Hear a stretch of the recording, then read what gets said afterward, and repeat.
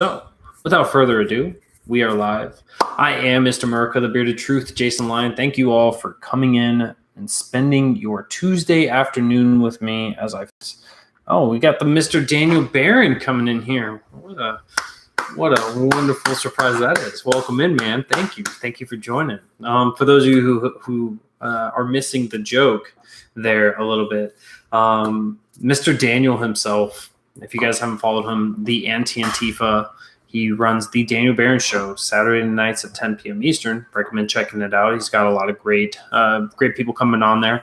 But his big thing is giving a round of applause for people coming in and everything else. So that's his. It's a good mnemonic for remembering him. I'm using the improper term. A good way to remember him. Might be a mnemonic. So, anyways, thank you for joining in, Daniel. I appreciate you, man.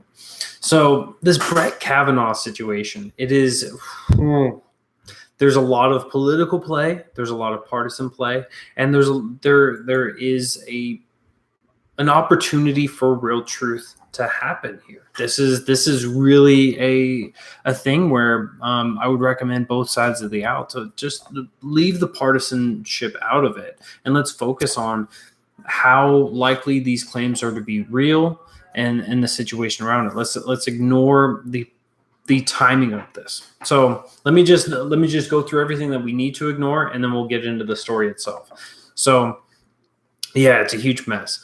So the way that this began, right? Trucking with Norm Welcome, we had Brett Kavanaugh coming through his normal hearings, his confirmation hearings, to be sitting in front of the Senate. The Senate's had opportunities to talk to him in public as well as behind closed doors. There's a lot of opportunities there for this discussion to come about. Nothing came about from this. This was something that Dianne Feinstein has had in the back burner. She's had it since July. So before he went on his tour meeting up with all these senators, everyone had the opportunity, but because Dianne Feinstein was holding this letter so near and dear and not allowing it to be released, no one asked about it. She didn't ask him about it, and that created a huge issue. But so there was no questioning about it until after the confirmation hearings were basically done and they were ready to vote. This was put in as a stop. Right now we have these allegations out there. Now the integrity of Brett Kavanaugh is in question, and we have to look to see if there's any truth to this. Right, Stefan, welcome in, man. So that's been a huge issue that's come about. I want you to ignore that. We have Brett Kavanaugh being kind of in the limelight in some ways when it comes to the judicial side of things. He's been involved since 2003 was when he was nominated for the DC Circuit of Appeals. And he wasn't actually passed until 2006 because he was viewed as too partisan. So there was issues there, but it was based on political ideology, not based on conduct in any manner, but nothing of sexual deviancy, nothing of violence or anything else about that. So he's had plenty of a record out there, and this is the first time that he has in any way had major allegations against him. So that's one thing that we need to kind of keep there in our mind. But at the same time, just because there's no history doesn't mean that there wasn't wrongdoing at one point. So we have a clean record from him. We've had where he's had plenty of appearances, but this one was definitely the most highlighted. This is where the media really focused on Brett Kavanaugh. So that may be a line in which Mrs. Ford had Christy Blasey Ford, I'll just call her Ford from here on out, in which Ford actually saw that Kavanaugh was making something of himself. And so that could be one line of reasoning as to why this has been an issue now. It's since the time of, remember, we're still talking about things that we don't really need to keep near and dear to how we fight through, is he guilty, is he innocent, and how this goes through. There are 65 women who've written letters in favor of Brett Kavanaugh saying, look, he's a great guy, he's got good integrity, I trust him in every sense of the word, right? These character assessments of others does not, it says, hey, look, he's a good guy. That doesn't mean that he hasn't slipped up in the past. That doesn't mean that he hasn't been bad in the past. There's plenty of people that I would definitely write a character assessment, a positive character assessment for people. And I know that they've committed crimes. I know that they've stolen. I've known that they've hurt people. I've known that they've done a lot of atrocious things, but they've learned from the past. So the 65 women who write letters, that's not a clear indication that he's never done any wrongdoing in the past. That's just means that he's been a good person to those 65 women, obviously in excess of that, and 65 of them have written letters for him. But I think that that's really the things that we really need to throw out. So the timing of this, so Dianne Feinstein dropping this after the hearings are done to try to postpone this, right? That's something that we need to understand on a partisan level, on a political side, but we need to separate that from this case itself. We need to understand that Brett Kavanaugh has had a clean history in the past. It's great to know. It's good information, but that doesn't mean that he's not guilty in this instance, right? So that's something else we need to push off to the side. And so now we're going to get a little bit into this case. So the allegations are from the early 1980s. This is, in case of anyone here is not up to date, we're in the year 2018. So we're talking early 1980s. So we're looking 38 to 33 years ago. So quite a bit amount of time.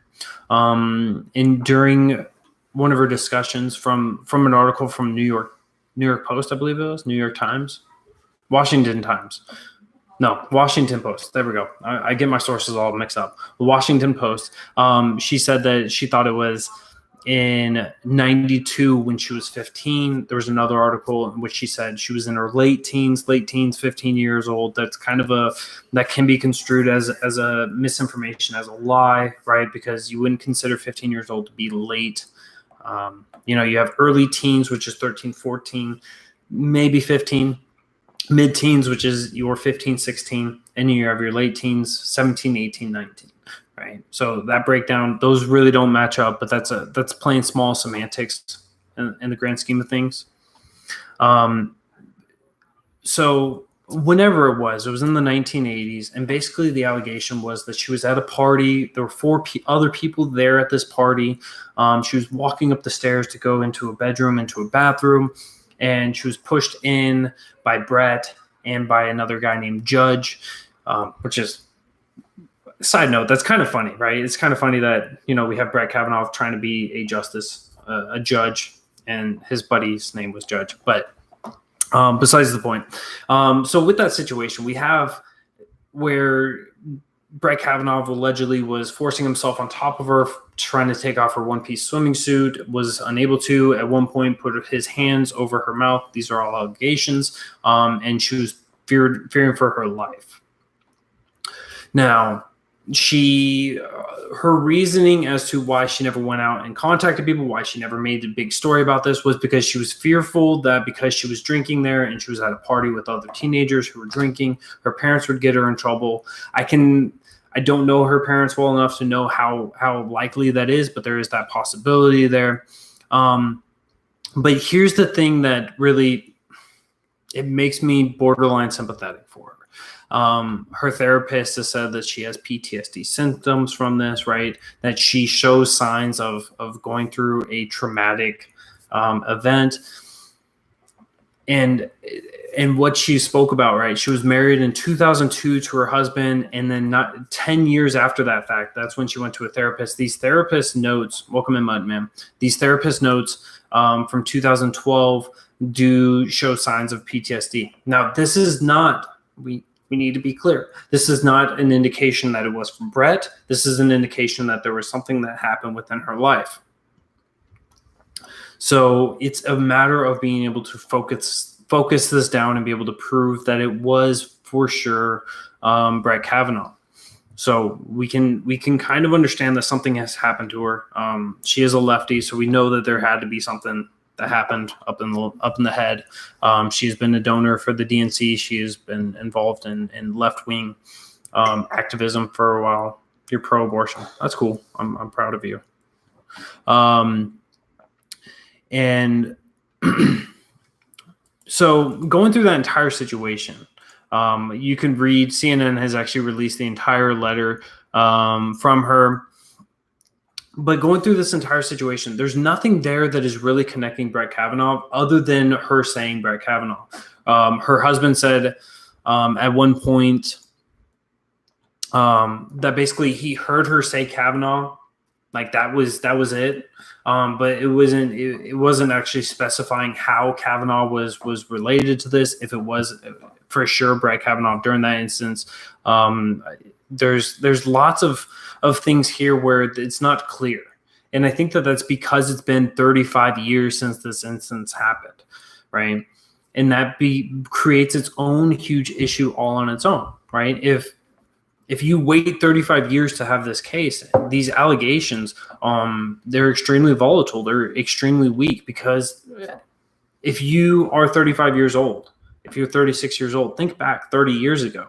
What do you remember? Not much, right? If you're 60 years old or 50 years old in her instance, and you're thinking back 35 years, right? You'll remember some things, but you won't remember things clear and vividly. And you oftentimes will get things exaggerated. Your emotions will play into your memories a little bit, and things change. So there's that huge volatility. This is one of the justifications as to why we have a statute of limitations, right? You only have 30 years. So this is already beyond that. The FBI, Dianne Feinstein was talking about the FBI is going to be able to investigate this. They're not. They've already declined opening investigations. So this is kind of just going to be a he said versus she said thing. There's not much here. There's not much there because she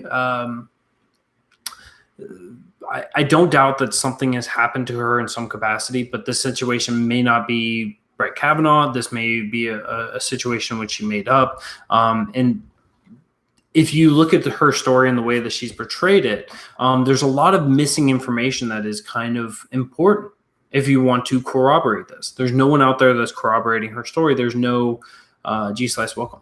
There's no one is, she has no witnesses. Judge and Kavanaugh, the two people that she's named, both deny it. So she has an inability of providing. I don't know my wife's opinion on this. I don't think that she's up to date on it. She's been extremely busy this week. So she was unable to provide a time, a place. So it's early 1980s. That's the time frame.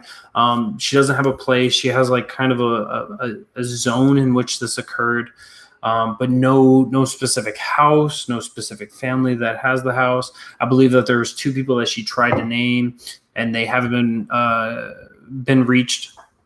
So they haven't responded back. So there's no clear indication of getting anything to corroborate her story. That just hurts her case. So we have to look at this from an objective point of view. There's too many questions that are left unanswered that cannot be answered. And because of that, I think that there will always be a shadow of a doubt.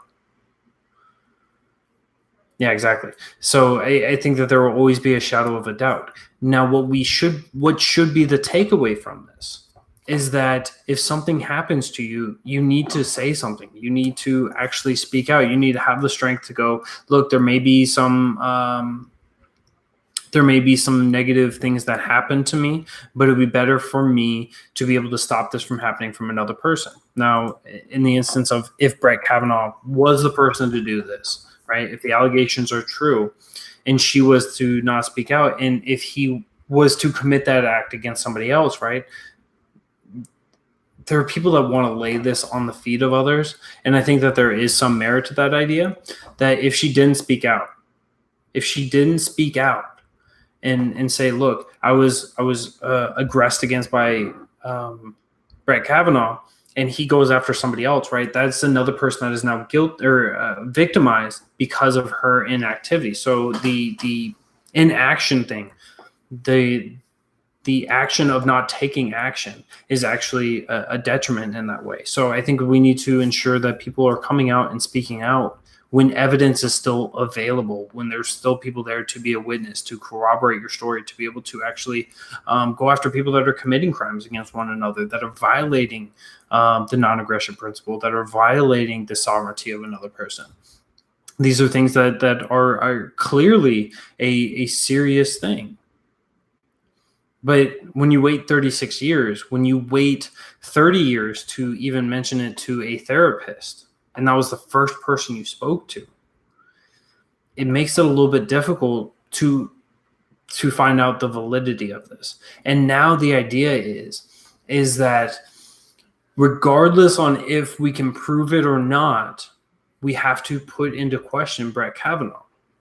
And here's what Russell Ford, Christine's husband, said. I think if you look judges to be the arbiters of right and wrong, if they don't have a moral code of their own to determine right from wrong, then that's a problem. So I think it's relevant. Supreme Court nominees should be held to a higher standard. Now, I have some issues with this. I have a couple of issues with this. And the idea that somebody in what they did in high school doesn't mean that you follow through on this, right? If everything that I do in my future is being questioned by when I was in high school, when does the line move to middle school? When does the line move to elementary school? When does the line move to kindergarten? When does the line move to preschool? When does the line move to coming out of my mother's womb, right? Where does the line stop? We actually have to look at things. Now, if there's a trend of this, if somebody is, he pooped his pants. If somebody creates a pattern or a trend, yes, let's go after this, right? If somebody has committed a wrongdoing and they're found guilty of that wrongdoing and have been rehabilitated and understand the errors of their ways, do you still hold it against them? If they ask for forgiveness and they're granted forgiveness by those that they've wronged, do you still hold it against them, or do you accept it? Right? At what point does our society say forgiveness is not an option? So it's this idea, right? So that's one precedent that I think that is being pushed out here that I do disagree with in some capacity, right? I think it would be different if this was, I think this would be definitely different. Yeah, the precedent of let's focus on going after high school. Let's go after middle school, right? Going earlier and earlier in someone's life. I think that once you've hit that maturity, right? Once you hit full maturity, about 25 years old, that's when you've kind of grown into yourself. I think that's when you can start looking at somebody in a more serious manner. But looking at somebody in high school, they're obviously still maturing. They're still going through a lot of developmental changes. They're, this, that, and the other. So there's a lot of volatility there in people's actions. Just from a biological standpoint, I don't think it's right to look at that. There's another one in which now the Senate judiciary is actually going to be, hey, Howard, I hope you're still in here, man. I appreciate you joining in. And that is that the Senate is now providing a hearing for Ford and for both Ford and for Kavanaugh in order for them to come back. So Ford will come in and make her accusations, make it under oath, and then Kavanaugh will be able to come back and hear this or dispute and rebut against the accusations of what Ford is making. So when you have that, that's going to be really interesting to see the way that plays out. But it also creates this weird thing where now anytime there's accusations made of somebody during their nomination process, during their election process, during this, that, and the other, it may become a thing where they stop. They put the entire election on pause in order to say, let's hear both sides. I think that there needs to be some level of scrutiny on this, and saying 36 years ago, we had this instance, this alleged instance, and so therefore we're going to stop things for today. I think that becomes somewhat of an issue. There's not really. First off, that's a lot of digging back to get back to that information if you go to a partisan side, but it's just going to create this horrible thing where I think that it wouldn't be just the Democrats doing this. I think in the future, Republicans may do the same thing, but they're going to come out and they're going to throw this information at the end of elections in order to disrupt it, in order to convince the populace not to vote for them, in order to use it as a partisan game. And I think that using allegations in that manner, whether civil or criminal, I think that that's the wrong way of using it, right? The judicial system is not created. Our judiciary is not created to be used as a weapon, but it is used as a use in order to ensure the adherence of laws. Yes, in the future, it will be a fundamental issue.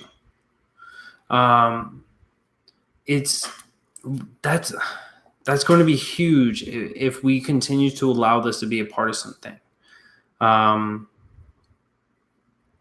She's a professor. Guess what? He is her president. Yes, he is her president. Do I like Donald Trump? I'm not a huge fan of Donald Trump. Next question. I like some of the things Donald Trump does. I don't like some of the other things Donald Trump does. I'm an objectivist. You are a huge fan. I can see you have hearing deficits issues, and that's fine. So you have those different instances, those different views of what's going on with this Kavanaugh situation. I don't think that there's really any winning for both sides. I think that the way that this is going to go is that Kavanaugh will still be, I think when we look at it from the Republican point of view, what the Republicans are doing is they're going to grant those hearings. They're going to allow Ford to come in and provide her side of the story under oath. We're going to allow Kavanaugh to come in, and whatever Kavanaugh says, they're going to accept that as the truth, and they're going to accept that as he cleared his name. They're going to go ahead and pass on or do the vote. He's going to win. And then from there, it's going to go to the Senate, and he's going to get appointed. He's going to get appointed to the bench. The timing is where this is going to be important, right? Because if they pass this too soon, right, it doesn't seem as if they're really empathetic or they're really sympathetic for the situation, that they were just doing it for political gain. If they wait too long, right, it's going to be playing into the midterms, into the midterm votes, literally. So there's this fine area where they need to do it. My estimation is we'll see it in probably 2 weeks from now. We'll see Brett Kavanaugh being selected. So we'll have Ford and Kavanaugh come in and do theirs probably early next week. I believe it was Monday and Tuesday. So we'll see them then, and then 1 to 2 weeks after that, we will see him get it confirmed. Right, that way they have enough time in order to discuss, to debate, because there is no charges being alleged against him. There's no. It's basically a civil trial that's going on, and it's using the Senate as the jury of our peers, if you will. And so it's that the Republicans will wait the 2 weeks. Democrats right now, what we're going to see from the Democrats is whenever the vote comes about, they're going to say, look, Republicans don't care about women. They don't care, right? We're already seeing this begin. They don't care about the Me Too. They don't care about women. They don't care about sexual assault. They don't care about this, that, and the other. They're going to portray this as Brett Kavanaugh was guilty, and that is the only way to run things. So Brett Kavanaugh was guilty because somebody accused him of it. It's that level of partisanship. It's that levels of failures from the Democrats. We will see that continue to grow. We'll see Chuck Schumer do this. We'll see Chuck Schumer push out some tiers. We'll see Nancy Pelosi. We'll see all the lefties come out there. And somehow Maxine Waters is going to find out a way to make this be another grounds in order to impeach Trump. It's their playbook is really simple. Thank you, Percy's Bone. Their playbook is incredibly simple. If I find out something that the Republicans are doing, that Trump is doing, we have to protest it. We have to be deranged. We have to be hysterical, and we have to fight it in any way possible. They will continue to do that.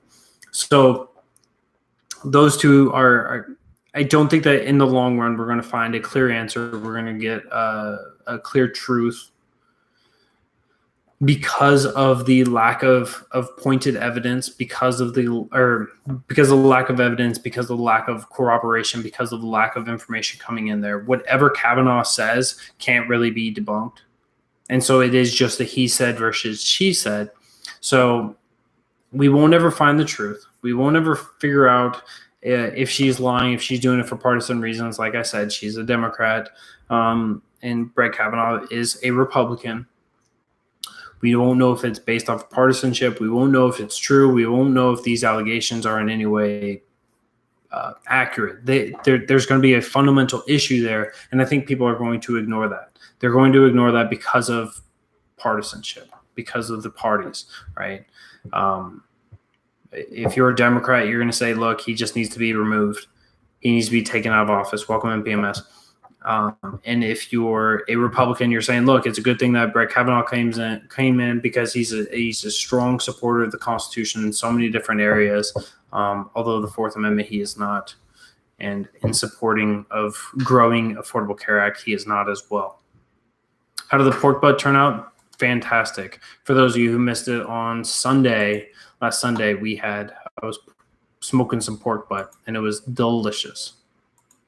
So it was a great time every time. We'll be doing some more here soon. But yeah, so that entire Kavanaugh situation, I think that we really need to sit down, slow down, and try to not let the media tell us what to think. Your butt wasn't good last week. Don't let the media tell you what to think. Think for yourself. Look at the situation. Try to figure out what is true, what is false. Try to see what is not there, what is needed in order to corroborate the story, what is, and everything else. So that was a big thing that's been going on. Princess Di, welcome back to Periscope. For those of you who follow Princess Di, she's been having some issues, and Periscope basically blocked her account. So now she's back. She's back into this. The entire discussion is irrelevant. I don't think that it's irrelevant because I think it's very important that we do look to see if there's truth behind it, right? Because this now becomes, because both sides have attached themselves to their affiliated sides. It becomes more of a character assessment of both sides. So if we were able to find out that it was false, if it comes out that it was a false claim, a false accusation, right, then we can say that the Democrats are grabbing onto people and saying, because it's a woman, we have to believe them, instead of trying to be objective about this. And if somehow we find out that Brett Kavanaugh was guilty beyond a reasonable doubt, then we would know that the Republicans were latching on for that. I agree that neither can be proven, but I think that through more discussions, through actual investigations, interrogations, if you will, light interrogations, you can actually find out which story doesn't hold up, and then that's the way that you'd find out the validity of each side. And it's those grounds that you can find closer to the truth. That's what's going to be important. Of course, right now with the way that it sits, right, Ford is given a couple years span, so that it's very difficult in order to have a defense against. Where were you at for these couple of years? Ron Smith, welcome in, man. Where were you at for these couple of years? And he's just like, school, the beach, went to the gas station a couple times. Like, there's no way for him to defend himself, but it's interesting. Yeah, Amy Barrett would have been great, fantastic. Speaking of Amy Barrett, if you guys missed it, RGB, right? Ruth Bader and Ginsburg, RBG, yeah. Ruth Bader Ginsburg, she went off onto an interview for MSNBC, and take a second. You only believe women who are accusing Democrats. That is false. That is false.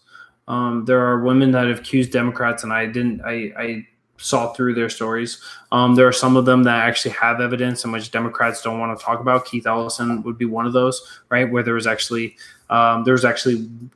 video evidence of this. There's actual evidence being provided of his wrongdoings against women, and there's no desire for a discussion. Meant who are not. You only believe women who are not accusing Democrats? No, I mean, I don't even believe them when they go after Republicans. I don't just inherently believe somebody. I want to have evidence for it, right? I'm one of those people that is innocent until proven guilty. Ruth Bader Ginsburg, I believe, is 93. Let me pull that up. Bader Ginsburg. Let me pull that up for you. Born in 33, and she took office in 93. So she's been in office for 25 years. She's been in office for 25 years, and she was 95. Yeah, she's old. Not you, but mainstream Democrats. Okay, yeah. So yes, going back to her. Thank you for bringing me back to that. During her interview, you can see the way that she was just unable to hold herself up. Her head was down low, and I'm sure most of us have met people that are coming to the end, if you will, that the words take a bit more effort to get out, right? Like you can see 85. Yeah. I swear she's older than 85. Because I thought she was in. I gotta do this math. 2018 minus 1933. Yeah, 85. Okay. Yep. All right, so she's 85. She looks so much older than that. She did not age well.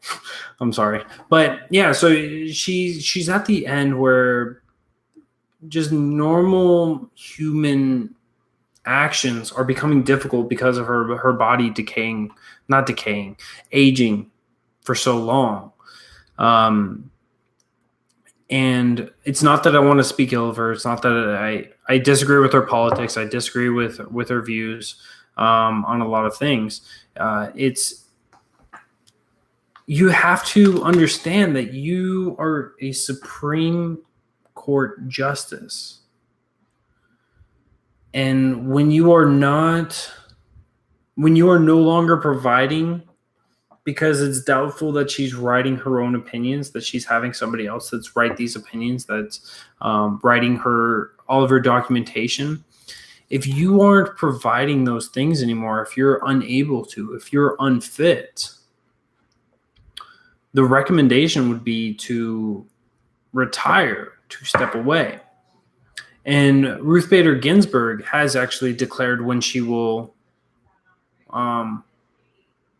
retire, and that is in 5 years. So after President Trump, on the year that President Trump will be going away. So in 2023. Oh no, so she's actually still shorthanded this, right? In 2023 is the year that she plans to do this. Now it's probably going to be, hey, I'm going to retire at the end of that, and then that way, by the precedent that was set by Mitch McConnell, which a lot of people have heard about from the not Merkel, I forgot her name, not her, Garland, from the Garland, I don't know if from the Garland situation, that we don't hold these elections, that we don't process these nominees during an election year. So with that precedent being set up, Ginsburg might be trying to set it up so that she doesn't get replaced until the next president. J-Dub, welcome in, man.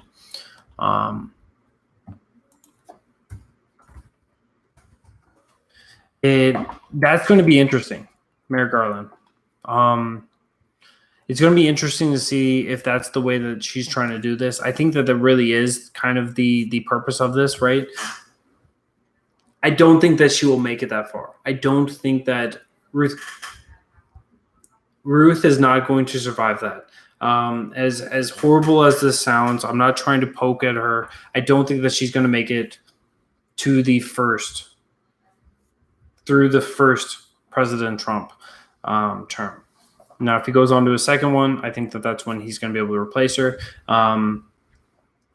Because I'm not sure if we're going to allow it to happen after the first election or for the year of the last year of the Trump term, first term. There we go. The last year of the first term of Trump. There we go. I can spell it out now. I am alive. So that it gets into like this weird, hairy, fishy situation of how this is going to be happening, but we will see. I believe that we will see Amy Barrett be selected, not appointed, but nominated by President Trump. And if we have the Senate that we have now, or if we have a stronger Senate, she will for sure be appointed. But that brings up another point that I wanted to bring up to you guys. And this was a discussion that I've been seeing in the backgrounds of some of my Twitter groups. And that is that people wanted to point out that even Kavanaugh, while he has all these dark clouds over him right now because of this instance, Kavanaugh was not Trump's selection. Right? He had 21 people to select from, and Kavanaugh was not on that list. This was actually kind of a favor done to Kennedy. When Kennedy retired, there were some background discussions, allegedly, in which Kennedy said, hey, I want Kavanaugh, one of the guys that's worked under me, to bring to replace me. And so that's how he jumped the list and was able to be selected. So people are trying to now conflate and say it is not Trump's pick. But what we have to understand is that Trump did not have to pick him. Trump picked him, and so it is Trump's pick. So he could have had Barrett. He could have picked Barrett, which I think would have been the strongest pick there, but he didn't. He picked Kavanaugh. Now when RGB or RBG goes down, if she does, now he can do Barrett. And should he do Barrett, right, then it would be man for man, woman for woman, and then we can get rid of the identity politics that the left wants to throw out at people. They really can't push that way. Another interesting point on this was that Chucky Schumer, good old Chucky Schumer from New York, has already said that if President Trump gets another election, if he gets another appointment to the Supreme Court, then he is going to up the number of Supreme Court judges or justices. Oh, they'll try, for sure, without a doubt. But they will raise the number of Supreme Court justices to 15. Right now we're at 9. They want to raise it up to 15 in order to essentially drown out the amount of conservative, Republican, constitutionalists, right? That last one should be the one that makes everyone mad. But those that are in favor of adhering to the Constitution in the way that it was written, and the justices, following by Article 3, weird idea, right? Follow the orders and the laws that give you the powers that you have. They want to drown those out. So that's going to be another big thing. One way that we can stop this, one way that this can be stopped, is by revoking one of the rules that was passed, and that is to return the nomination process for Supreme Court justices to 60 votes. Bring that back to a supermajority. That would be one way to start down this process. I think that would be important.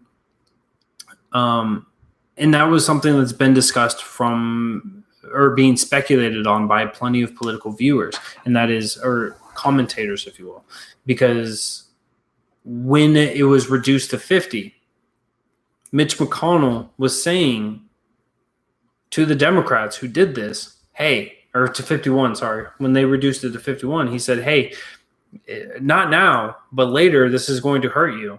And when it does, it's going to be much more painful. And so that kind of says, hey, it's going to be against you, and then everyone will hopefully learn their lessons, and then we return it back. That's what we're hoping for, because I think just drowning out the Supreme Court not only weakens the Supreme Court and its authorities that are delegated to it by the states, but it also makes it to where the Supreme Court, the judicial system, is seen as something petty and something that it shouldn't be. Just play with it, and you think it's just a toy that you can just change it up as you want to, and that elections no longer have consequences. You really can't be it anymore.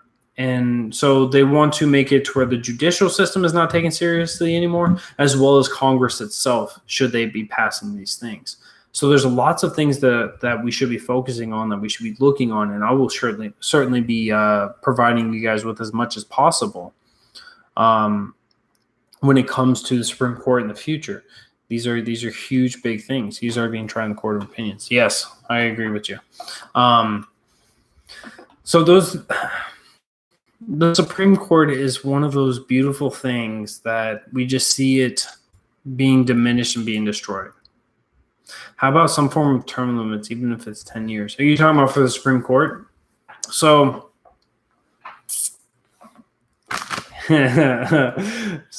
term limits. I disagree even with the 22nd Amendment. 22nd Amendment is the amendment that made it to where presidents cannot serve more than 2 terms. So I disagree even with that level of term limits. So why isn't there a concerted effort to start targeting the left with sexual allegations? Because they are immune to their own. When it comes to the Supreme Court, there's 2 limitations that are put on justices of the Supreme Court. The first one is, of course, death, right? That's the one that everyone knows. The other one is good behavior. Now, good behavior is one of those things that's just like high crimes and misdemeanors. It has kind of a vague meaning behind it. It doesn't have a clear and concise meaning. You can't just say, this person's not in, here's the rules of what good behavior is, and they're outside of this. Good behavior is not acting in accordance with the Constitution. West Virginia just got rid of their entire Supreme Court because they were not acting in good behavior. They were utilizing American tax money in a frivolous way. They were just spending money as they saw fit. If they're not acting within their constraints, if they're not acting properly, if they're not adhering to the laws and everything else. So there's a business about it in which you can, quote unquote, impeach a justice, and I think that's where we should be going to, right? I think Ruth Bader Ginsburg. I don't know why it's so difficult to say her name. Welcome, memory, Mom.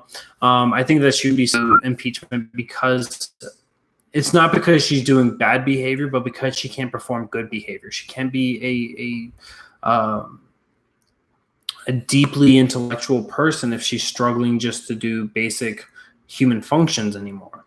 I think that she would be on the grounds for getting rid of her for not good behavior. And it's not that I want to spit on her. It's not that I want to disgrace her. It's not that I want to hurt her in any way. I just don't think that when you're incapable of doing your job, that you should be left at your job just because you've done it for so many years. She can't stay awake. She really needs to rest. And the way to do that is to remove her from office, remove her from the bench. So I don't think that there's really a necessity on those grounds to impart term limits on the Supreme Court or on any of the branches. I think that there's into the American populace, as what Jefferson said. She can't say that. I had not said that. In which Jefferson said, the term limits, and he was talking about term limits themselves. He was like, the term limits are based upon the American populace being informed, being educated, and learning and staying involved. And so it's not that you can't just say, well, I'm informed, and so therefore we need this. We need to figure out a way to get people involved. We need to get people back educated and teach them. Have an age limit. Let's say I wouldn't even agree with the age limit thing. I think that because people age differently, there are people that will be young, hip, and spry at the age of 100. Meanwhile, other people at 85, like what Ruth is going through, just incapable. So I don't even think setting an age limit would necessarily be the right answer either. Because then once you set an age limit now, are we going to move the line as healthcare improves, as life expectancy continues to grow? It just creates more litigation, more problems in the long run, rather than just allowing it to be free.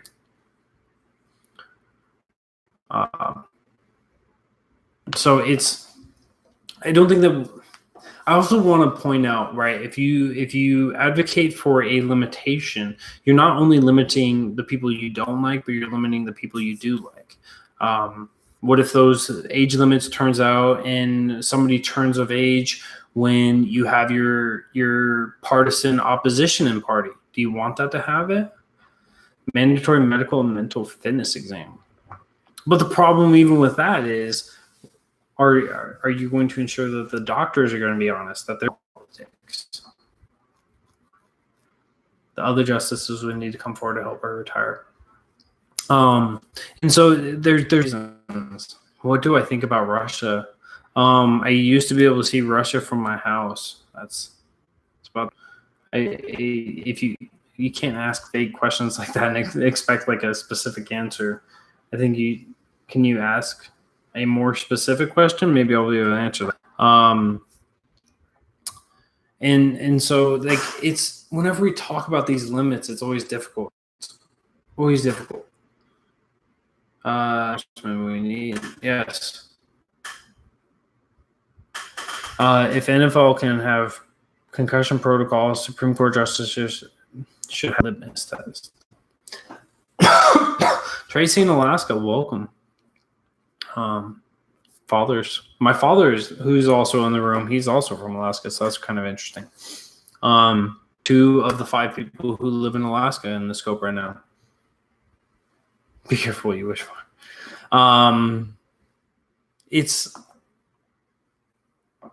That's true. That's true, PMS. Baklava. I think I've had baklava a couple times. I'm not super big on that. Exactly. Who can really diagnose PTSD or those things? Yeah, exactly. Right. Even on like PTSD, I've been labeled as having PTSD, and I've been labeled as no, it's just acute anxiety. Maybe we shouldn't let dumb people vote. I mean, part of me says, hey, you should be able to tell us who the current incumbent is. And if you can't tell me who the current incumbent is, then maybe you shouldn't be able to vote on the next election. That would hurt. That would devastate a lot of people. A lot of people would not be able to vote anymore. But I think that the possibility of having a test and kind of a competency test on at least being informed on what's going on, I think that that'd be good. It's not that I don't like baklava. It's just not something that I'm big into, right? Maybe like indifferent would be a good term for that. But I don't know. That's something I've always been wanting to think about and trying to figure out was how you would actually set up a test, an informative test that would be not based on partisanship, not based on anything, not based on ideology, although it should be based on, do you adhere to the Constitution? Do you think the Constitution is good? If you say no, then you don't get a vote. But beyond that, right, being able to set up a test that people can come in and perform, and it just basically says this person is in some way educated about what's going on. They're somewhat of an informed voter. That would be important in some aspects. To have that, to have people be informed when they're voting. Now, yeah. So that's one on. Oh, I forgot that we were going to talk about Cortez. So yes, Alexandria Ocasio-Cortez. So the wonderful Democratic Socialist who's from New York, from Brooklyn, New York. She's made a fool of herself once again. And with that, she was asked by Jake Tapper, right, on CNN. She was asked, hey, you're looking to spend $40 trillion. $40 trillion over the next decade. Where do you plan on getting that money? And her response was in no way surrounding around the question.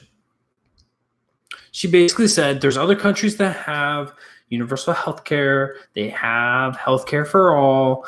And so we should have it too. And Jake Tapper even says, look, I don't think I'm going to get the other $38 trillion answer from you. So we'll just move on. So she doesn't know where this money is coming from. She has no clue where this money is coming from. She said we're going to squeeze it out of the top, which can account for the $2 trillion, which was the difference between the 40 and the 38 that Jake Tapper had spoken about. But she can't get beyond that. Now, another thing in which she has gotten some issues is that she went on for a magazine photo shoot, and she was wearing $3,500 worth of clothing. $30 worth of clothing. I don't even think I own $3,500 worth of clothes, but she is somebody that's supposed to be running for the people. She's for people, and she's trying to ensure that the people have everything that they need to, and that everything is provided by taxpayers. But she's going to go out and spend all kinds of ridiculous money to ensure that she looks good for this magazine shoot. And she even says, look, it's not my stuff, blah, blah, blah, blah, blah. Like, no, it's your stuff. Like, you spent the money on it. Stop trying to defend yourself. Like, that's disgusting that you spend that much money. You have one in Indiana. That's horrible. It's really interesting, right? So she's spending all this money on herself from her donors, from her campaign, in order to make herself look nice, which is a huge fundamental issue there on many grounds. For her being a Democratic Socialist, I think that she should be allocating that money to helping the people, not for helping herself. But, you know, we understand how the leaders of the Democratic Socialists, of communists, how they will willfully spend as much as they want on themselves while also decrying against capitalism. But it's also important that it's on CNN in which these line of questionings. It's coming from Jake Tapper in which these line of questioning is coming from. So when it comes from Jake Tapper, when it comes from CNN, we have to realize that they're trying to divide. They're trying to create a division in the left, right? So you have CNN, which is more moderate than some of these Democratic Socialists. They're more moderate. It just means that they're closer to the center. It doesn't mean that they're really close to the center. It just means that they're closer to the center than these Democratic Socialists. So they're trying to divide themselves. They're trying to differentiate themselves so that way the people know, hey, look, CNN is not ready to espouse these democratic socialist views, whether they agree with them or not. But they do want to provide more for the people. We have seen CNN advocate for full national health care, for Medicare for all, for raising the taxes on people, for a lot of the views that democratic socialists are also espousing. But the democratic socialists are espousing it as a package deal, and the CNN is able to break it bit by bit. And so it's almost, they're trying to argue the semantics of it by differentiating themselves from the democratic socialists themselves. But I think it's important that we look at that and we see, hey, they do want to differentiate. So they are willing to push them away a little bit, but at the same time, they don't want to push them too far away. So I think that they're trying to control the optics of it. They're trying to control the narrative. And I don't think that they're doing a horrible job of this. They need to keep having Ocasio-Cortez on. They need to keep asking her, where is this $40 trillion coming from? Where are you going to pay for all these things? So that eventually she goes, I'm going to tax the crap out of every business out there. If you make money, I want your money. I'm going to take your money. She's going to have to answer those questions. And it's not going to portray her in a positive light. Democratic socialism will lose some percentage, whether it's a massive percentage or a small percentage of their following, and that is the only good thing that can come from this. So I think the CNN is the only available media platform out there that is the furthest left leaning. That this would be a platform in which this could happen. Right? You won't have Alexandria Ocasio-Cortez coming on to Fox News. She won't do it. She refuses to. Why? Because Fox News says that they're more. So she won't go on there. So there will never be a discussion on there in which these questions get answered in any way.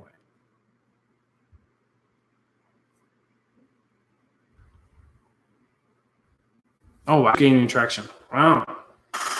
Well, while you're over here, PMS, why don't you just go ahead and hit that like button? I appreciate you joining in over there, PMS. It's so about CNN on that grounds, right? Push away the democratic socialism, make them fringe, make them as small as the alt-right, make them as small as what they should be, and take away from their population. Allow them to avoid. Thank you for the like. Allow them to their voices be heard, and allow those voices to also squelch themselves. Allow their voices to be silenced by their voices, and that's a great thing, right? We should be seeing. We allow the alt-right to speak, and the alt-right says atrocious, egregious, reprehensible things, and then people pull away from them. The same thing happens with democratic socialism. The same thing that happens with socialists. The same thing that happens with communists. The same thing happens with libertarian socialists. Mm-hmm. And that's the right answer, right? You let them speak, and then you figure out why they don't have a huge following. And it's because they say ridiculous, stupid things that have no basis behind it, no factual basis behind it. So Indiana 3rd District has another Democratic socialist. She's a female candidate with zero work history, and she seems to be gaining traction. Scary. So that is certainly scary. Hopefully Indiana grows some brains and allows her traction to run her straight into a wall, and that will be the end of it. All right, I appreciate that. I apologize for the sketchy connection. We are working on trying to find a new internet provider to stream a much better media sourcing for your viewing pleasure. So I apologize once again for the bad connection. Betty White, welcome in. So thank you, CNN, for doing that. Thank you, Jake Tapper, for asking those questions that need to be answered. And thank you, Ocasio-Cortez, for continuing to not answer a single question that ever gets asked of you, and for being completely hypocritical on everything that you do. You're only hurting your own case, and I hope that you are continually able to voice your horrible, egregious opinions and views, and allow them to be dismantled and destroyed by even the craziest of progressives. So with that, I want to appreciate and say thank you to everyone. I appreciate each and every one of you who joined in. Thank you all for joining in. I will see you guys the next time, Friday night, 7 p.m. Eastern, where hopefully we'll have some better news, some better things to discuss. Thank you guys all for joining in, for the likes, for the retweets, for coming in on YouTube and hitting the like button and hitting the subscribe button. Wink, wink. So thank you guys all for doing that. Please do. If you haven't before, please go on the YouTube channel, hit the like button, hit the subscribe button. I'm subscribers right now. We got to try and make it up to 1,000. We're at 22. So it's a slow moving process, but any help would be appreciated. Thank you so much. So thank you guys on YouTube for joining in, for hitting the like button, for subscribing. And I will see you guys Friday night, 7 p.m. Eastern. I am Mr. Murica, the Bearded Truth. Jason, great night. Enjoy the rest of your week.